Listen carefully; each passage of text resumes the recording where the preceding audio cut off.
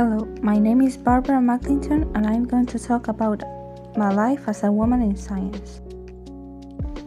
I was born on the 16th of June 1902 in Huntington, New York City. My parents were Thomas Henry McClintock and Sarah Handy McClintock. My mom and I never got along really well, so I got close to my dad.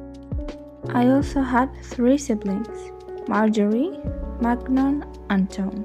At first, my parents chose Eleanor as my name, but they thought it was too feminine and delicate for me, so they decided to call me Barbara instead.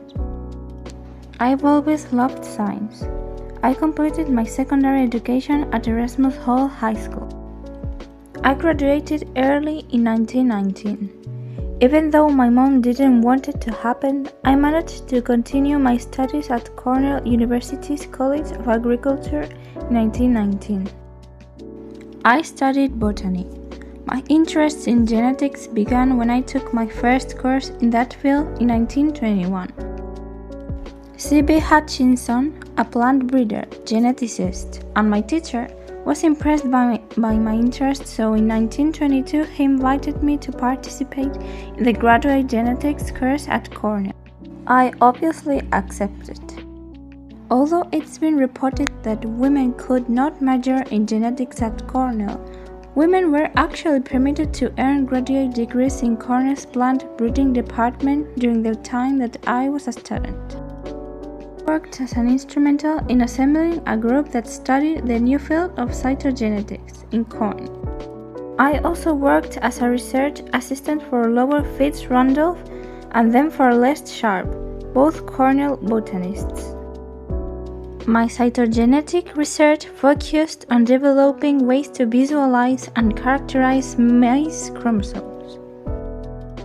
I also developed a technique using carmine staining to visualize mice chromosomes and showed for the first time the morphology of the 10 mice chromosomes.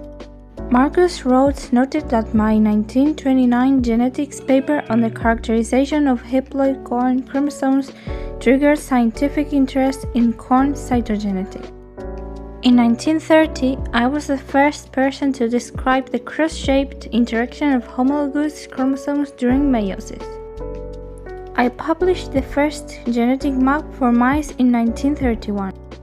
In 1938, I produced a cytogenetic analysis of the centromere, describing the organization and function of the centromere, as well as the fact that it can divide. I did contribute to science. I made discovery after discovery over the course of my long career in cytogenetics, but I'm mainly known for discovering genetic transposition, jumping genes.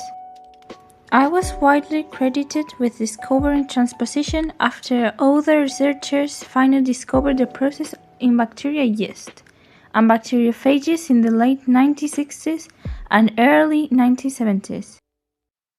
I've been awarded lots of prizes. I even got a Nobel Prize in Physiology or Medicine in 1983. Until now, I still remain the only woman who has received an unshared Nobel Prize in that category. I studied mice for nearly 26 years and I discovered lots of things about it that also helped with modern technology.